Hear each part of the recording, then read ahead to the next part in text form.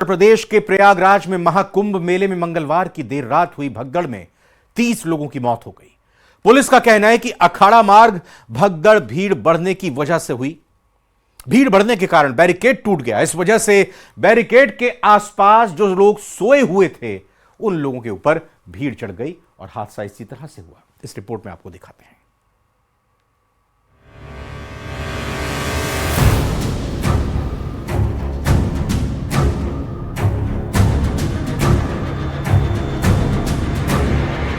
महाकुंभ में हुई भगदड़ में 30 श्रद्धालुओं की मौत और 60 लोग घायल हुए हैं। इन आंकड़ों की पुष्टि खुद मेला प्रशासन की तरफ से की गई है। मंगलवार बुधवार की रात करीब 2 बजे महाकुंभ में भगदड़ मची थी। इसकी चपेट में कई श्रद्धालु आए। हादसे के तुरंत बाद कई एम्बुलेंस मौके पर पहुंच गई थी। आनन फानन में घायलों को इलाज के लिए ले जाया गया और भीड़ के लोग बैरिकेड्स बांधकर दूसरी तरफ ब्रह्म मुहूर्त के स्नान का इंतजार कर रहे श्रद्धालुओं को कुचलना शुरू कर दिया। यद्यपि प्रशासन ने तत्काल राहत और बचाव कार्य करते हुए ग्रीन कॉरिडोर बनाया और एम्बुलेंस के माध्यम से लगभग 90 घायलों को अस्पताल तक पहुंचाया, परंतु इसमें से दुर्भाग्यपूर्ण तरीके से 30 श्रद्धालुओं की दुखद मृत्यु हो गई है। हादसे के 16 घंटे के बाद मेला प्रशासन की तरफ से प्रेस कॉन्फ्रेंस कर हादसे का अपडेट दिया गया। मृतकों की संख्या बताई गई, घायलों के इलाज की व्यवस्था की जानकारी दी गई।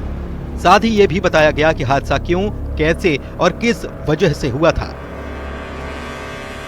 कुछ बैरिकेड्स टूट गए और बैरिकेड्स टूटने की वजह से जो श्रद्धालु नीचे कई बार जमीन पे सो जाते हैं या वेट करते हैं ब्रह्म मुहूर्त का, वो उनके ऊपर दूसरे श्रद्धालु अफरा तफरी में चढ़ गए, जिससे वो जो नीचे जो सोए हुए श्रद्धालु थे वो नीचे आ गए, वो कुचले गए।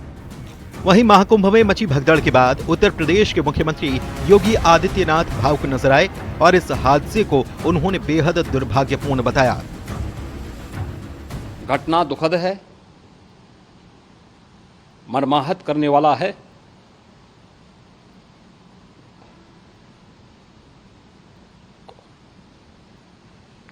उन सभी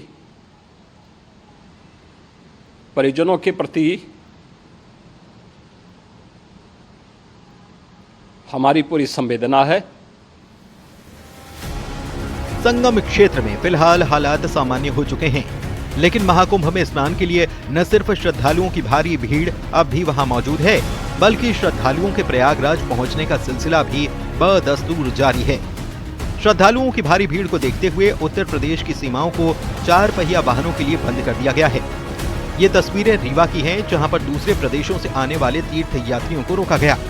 रीवा जिले में बेला, मनगवा और चाक घाट में हजारों वाहनों को रोका गया, जिससे प्रयागराज में भीड़ को नियंत्रित किया जा सके। भीड़ नियंत्रित होने के बाद इन रोके गए वाहनों को छोड़ा जाएगा। रीवा में जिन जिन स्थानों पर श्रद्धालुओं के वाहनों को रोका गया, वहां उनके पानी, दवा और ठहरने की व्यवस्था प्रशासन की तरफ से की गई है। इस वक्त हम मौजूद हैं रीवा के चौराटा बाईपास में। हम आपको बता दें कि यहाँ जो दर्शनार्थी हैं और महाराष्ट्र से, तमिलनाडु से और कई जगह से जो है इस रूट से गुजरते हैं यूपी प्रयागराज के लिए। एक चेक पॉइंट बनाया गया है प्रशासन के द्वारा। हर जगह गाड़ियों को रोका जा रहा है क्योंकि भीड़ इतनी ज्यादा है कि वहां इस गाड़ियों को कंट्रोल करना मुश्किल पड़ रहा है। हमारे साथ आप चारों साइड आप देख पा रहे हैं तस्वीरों के माध्यम से, चारों साइड पूरे यात्री हैं जो कि लगभग 3 से 4 घंटे हो गए हैं। पूरे यात्री जो है यहीं रुके हुए हैं और सब ये दूर दूर से आए हैं, सब मौनी अमावस्या की वजह से। महाकुंभ में दुखद हादसे के बाद फिलहाल वहां से सुकून देने वाली तस्वीरें आ रही हैं, क्योंकि आस्था के इस सबसे बड़े विशाल समागम में श्रद्धालुओं के साथ साथ संत समाज भी मौनी अमावस्या पर आस्था की डुबकियां लगाता नजर आया और शाम 6 बजे तक करीब 7 करोड़ श्रद्धालु स्नान कर चुके थे। Bureau report, news 18। Mauni Amavasya पर श्रद्धालुओं की अप्रत्याशित भीड़ उमड़ी है। इसी वजह से हादसे जैसे हालात भी पैदा हुए। लेकिन प्रशासनिक स्तर पर जो तैयारियां की गई हैं, उसकी वजह से ही यह संभव हो पाया कि हालात बदतर होने से पहले उन पर न सिर्फ काबू पा लिया गया, बल्कि तुरंत पीड़ितों तक राहत पहुंचाई गई। लेकिन सवाल यह है कि आखिर उसके पीछे की थ्योरी क्या है? मेला क्षेत्र में श्रद्धालुओं की भारी भीड़ कैसे उमड़ी? रात में बड़ी संख्या में लोग संगम पहुंचने लगे, फिर चेंजिंग रूम का गेट गिरने के बाद अफवाह फैल गई। बड़ी संख्या में श्रद्धालु बैरिकेडिंग तोड़कर वहां जाने लगे और अचानक भगदड़ मच गई।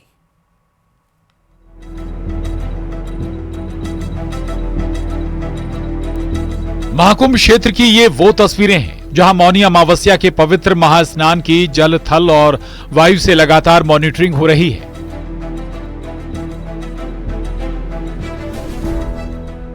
लेकिन जब एक अनहोनी की खबर ने जोर पकड़ा तो आखिर इतनी जल्दी सब कुछ काबू कैसे हुआ? कैसे इतनी भारी भीड़ को नियंत्रित किया गया? कैसे अफवाहों पर लगाम कसी गई और कैसे घायलों तक राहत पहुंचाई गई?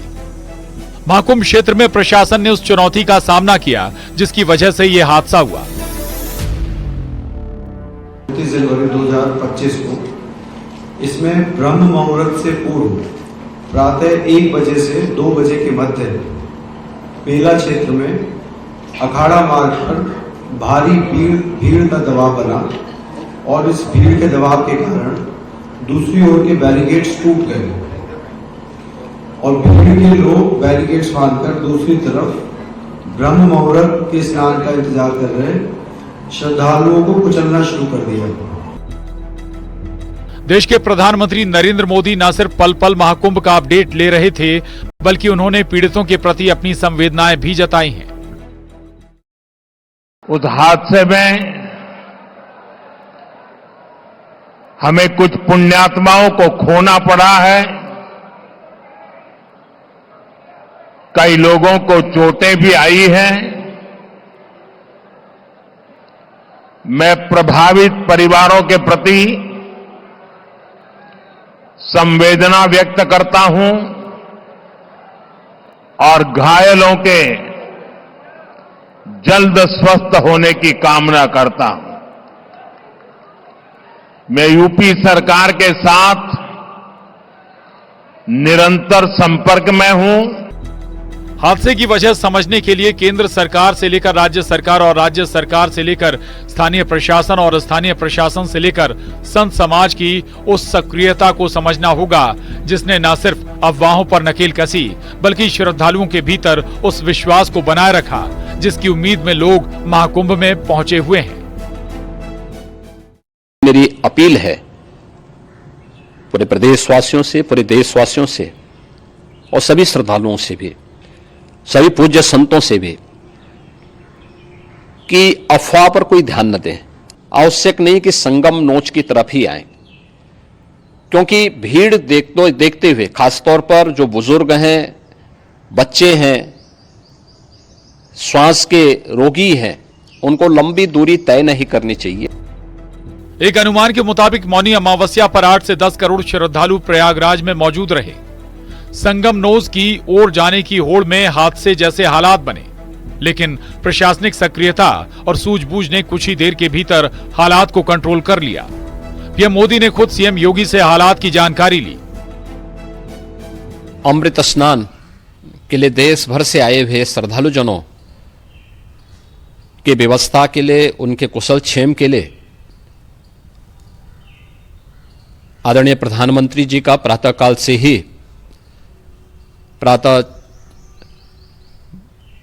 से ही उनके लगभग 4 बार प्रधानमंत्री जी ने हालचाल लिया है। एक तरफ प्रशासन इस चुनौती से निपट रहा था, तो दूसरी तरफ ट्रेनों के परिचालन को लेकर सोशल मीडिया पर भी अफवाहों का दौर चलने लगा। हालांकि सच क्या है, ये नॉर्दर्न रेलवे के CPRO हिमांशु शेखर उपाध्याय ने साफ किया। कैंसिलेशन की बात छोड़िए, हमें तो आज ज्यादा ट्रेन चलाना है, तो ये बात कहना कि ट्रेन कैंसिल कर दी गई है, ये पूरी तरह अफवाह है, कोरी अफवाह है। और जो भी इस तरह की अफवाह फैला रहा है, मैं आम लोगों से अपील करूंगा कि इसमें जरा भी ध्यान न दें। फिलहाल महाकुंभ क्षेत्र से सुकून देने वाली तस्वीरें आ रही हैं, क्योंकि आस्था के सबसे विशाल समागम में पवित्र स्नान जारी है। प्रशासन मुस्तैदी से मेला क्षेत्र की निगरानी कर रहा है और लगातार लोगों से अफवाहों पर ध्यान न देने की अपील की जा रही है। Bureau report, news 18।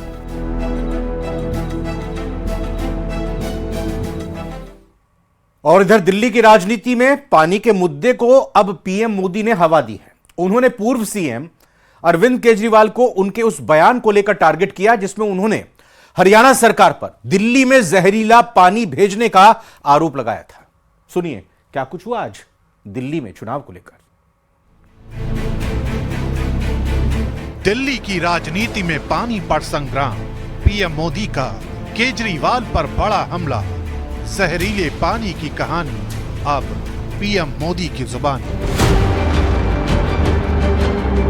दिल्ली के पूर्व सीएम और आम आदमी पार्टी के संयोजक अरविंद केजरीवाल ने जब से हरियाणा पर जहरीला पानी भेजने का संगीन आरोप लगाया है, तब से दिल्ली चुनावों में पानी की कहानी ने एक अलग ही रंग ले लिया है। अब इस मुद्दे पर प्रधानमंत्री नरेंद्र मोदी ने जोरदार हमला किया है। उन्होंने कहा कि हरियाणा सरकार पर जिस पानी को लेकर आरोप लगाया जा रहा है, वही पानी 11 साल से वो भी पी रहे हैं।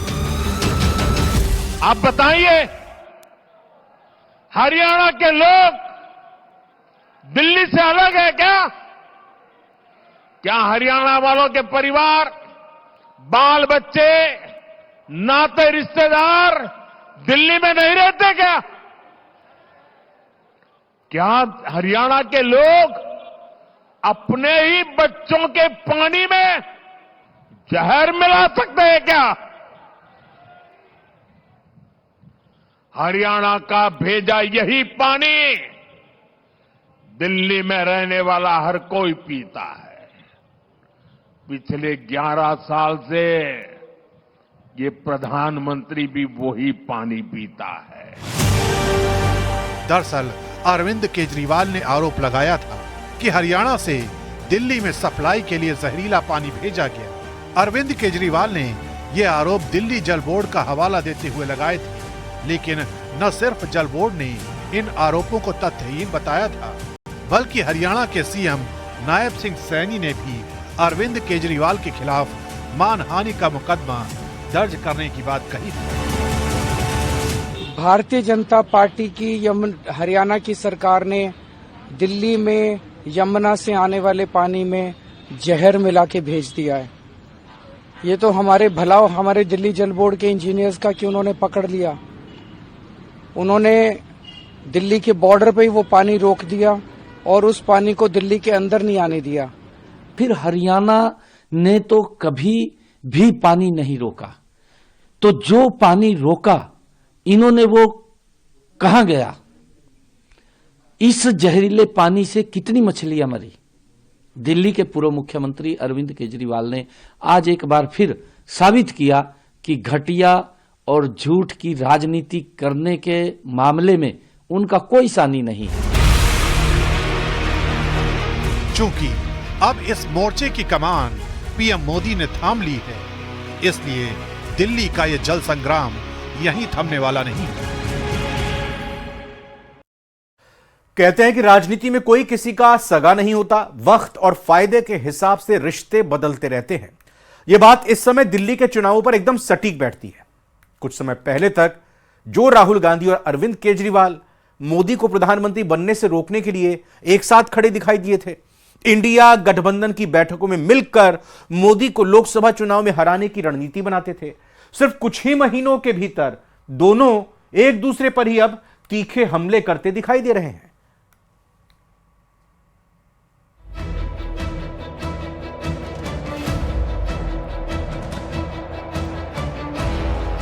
दिल्ली में चुनाव प्रचार के दौरान राहुल गांधी ने अरविंद केजरीवाल पर अब तक का सबसे बड़ा हमला बोला। राहुल गांधी ने आरोप लगाया कि जो केजरीवाल खुद को ईमानदारी का सर्टिफिकेट देते हैं, उन्हीं केजरीवाल ने दिल्ली में सबसे बड़ा शराब घोटाला किया।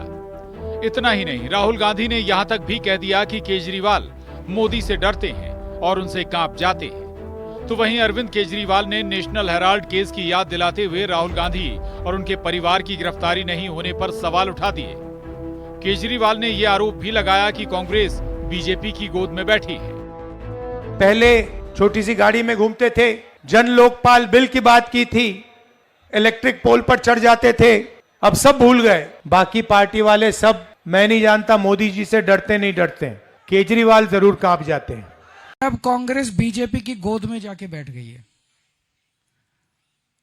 अब कांग्रेस बीजेपी के साथ मिलके, कांग्रेस कोई दिल्ली में सीट जीतने की लड़ाई नहीं लड़ रही, कांग्रेस दिल्ली में आम आदमी पार्टी को हराने के लिए लड़ाई लड़ रही है बीजेपी के साथ मिलकर। पिछले साल 21 मार्च 2024 को जब अरविंद केजरीवाल शराब घोटाले में गिरफ्तार हुए तो राहुल गांधी ने उनकी गिरफ्तारी को लोकतंत्र के लिए सबसे बड़ा खतरा बताया था। इसके बाद 31 मार्च 2024 को रामलीला मैदान में इंडिया गठबंधन की रैली में सोनिया गांधी केजरीवाल की पत्नी सुनीता केजरीवाल के साथ बैठी नजर आई थी। ये संदेश देने की कोशिश की थी कि कांग्रेस और पूरा इंडिया गठबंधन केजरीवाल की गिरफ्तारी के मुद्दे पर उनके साथ खड़ा है। इसके अलावा लोकसभा चुनाव के दौरान अरविंद केजरीवाल ने इंडिया गठबंधन के एक प्रमुख सदस्य के रूप में कांग्रेस उम्मीदवार के लिए वोट भी मांगे थे। ये बातें उस वक्त की हैं जब राहुल और केजरीवाल दोनों मिलकर मोदी को प्रधानमंत्री बनने से रोकना चाहते थे, लेकिन सिर्फ कुछ महीनों के भीतर राहुल गांधी और अरविंद केजरीवाल के विचार एक दूसरे के प्रति बिल्कुल बदल गए। अब दोनों एक दूसरे को घोटालेबाज बता रहे हैं। और वो आए थे, उन्होंने कहा था कि नई तरीके के राजनीति करूंगा, और सबसे बड़ा लिकर स्कैम केजरीवाल जी और उनकी पार्टी ने किया है। अपने बारे में कह रहे हैं कि मैं ईमानदार हूं, मतलब अपने आप को सर्टिफिकेट दे रहे हैं, जनता से नहीं पूछ रहे कि भैया मैं ईमानदार हूं हाँ या ना। अपने आप को सर्टिफिकेट किसको देने की जरूरत होती है? जो बेईमान होता है वही अपने आप को सर्टिफिकेट देता है। उधर आज प्रधानमंत्री नरेंद्र मोदी ने अरविंद केजरीवाल पर बड़ा हमला बोला। ये मोदी ने अरविंद केजरीवाल के हरियाणा सरकार के पानी में जहर मिलाने वाले बयान का जवाब दिया। उन्होंने कहा कि चुनाव में हार के डर से आम आदमी पार्टी घबरा गई है और हरियाणा के लोगों पर घिनौने आरोप लगाए जा रहे हैं। ये हरियाणा ही नहीं पूरे देश का अपमान है। दिल्ली की जनता उन्हें माफ नहीं करेगी। कि हरियाणा वाले दिल्ली के पानी में जहर मिलाते हैं, ये सिर्फ हरियाणा का अपमान नहीं, ये भारतीयों का अपमान है। चुनाव हारने का ऐसा डर कि कुछ भी बोलो, मुझे पक्का विश्वास है ऐसी ओछी बातें करने वालों को दिल्ली इस बार जरूर सबक सिखाएगी। इन आपदा वालों की लूटिया यमुना जी में ही डूबेगी। दिल्ली विधानसभा चुनाव की वोटिंग में एक हफ्ते से भी कम का समय बचा है, लिहाजा वार पलटवार में शब्दों की धार तीखी हो रही है और प्रचार के बढ़ते शोर में जीत का जोर लगाया जा रहा है। अब ये जोर किसको सत्ता के सिंहासन तक पहुंचाएगा और ये शोर किसके कानों में हार की गूंज बनकर सुनाई देगा, ये तो 8 फरवरी को नतीजों के दिन ही पता चलेगा। तब तक चुनावी मैदान में डटे नेता हैं, वादों दावों का दौर है और जनता है जो 5 फरवरी को अपने वोट से हर मुद्दे पर चोट करेगी। Bureau report, news 18। वक्फ संशोधन विधेयक के लिए जेपीसी की मंजूरी मिल गई है, जिसमें कुल 14 संशोधनों पर जेपीसी की मोहर लगी है। वक्फ बोर्ड में गैर मुस्लिम सदस्यों की संख्या बढ़ाने की सिफारिश की गई है। जेपीसी की ड्राफ्ट रिपोर्ट में क्या है, पक्ष विपक्ष में किसका पल्ला भारी है, इस रिपोर्ट को देखिए अब तक का क्या स्टेटस है, इसको लेकर आप समझ जाएंगे।